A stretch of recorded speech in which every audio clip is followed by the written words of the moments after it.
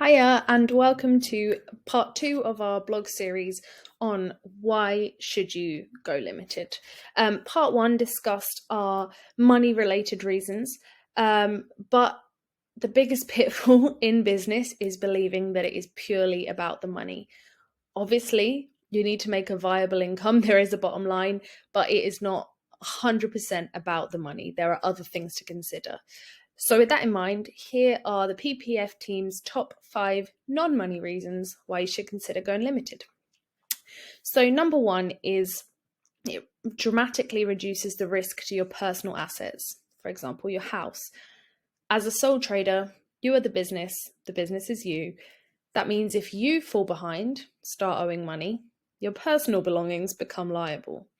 That's not true if you're a limited company. You become 2 separate entities. So you're much safer that way. Number 2 is it may be easier to get funding.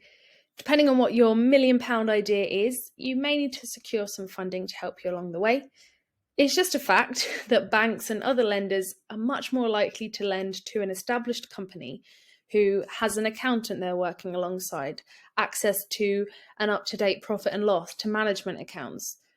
Even if you're not needing a major loan, even just when securing a car lease, for example, or premises to work from, it's much easier to do so as a limited company than as an individual. Reason number 3 is that you can dictate your earnings, within reason, obviously. As a sole trader, whatever happens between the 6th of April and the 5th of April the next year, that's what you have to declare. That's what your earnings are. Any expenses, any income. There's no way of carrying things over, leaving some profit behind. As a director of a limited company, although obviously you'll have the annual corporation tax to pay, you can decide how much of the profits you take. So for example, in your first year, let's say you've spent 6 months working at your old job and your salary's already taken you close to the 50 grand threshold, and you don't want to start paying 40% tax. So you could decide to leave the profits for your first year of trading in your company and draw them out the following year, keeping you nicely under that tax limit. Number 4 is the salability. Now, we know obviously this is your dream job, it's all you want to do, but you probably do have a plan at some point to start to relax, enjoy the fruitage of your labour, whether it's 10, 15, 20 years down the line. Your limited company is going to be much more attractive to buyers and therefore to higher offers than a sole trading business is. And number 5 is sharing the love. A sole trader, clue in the name, is solo, the only one.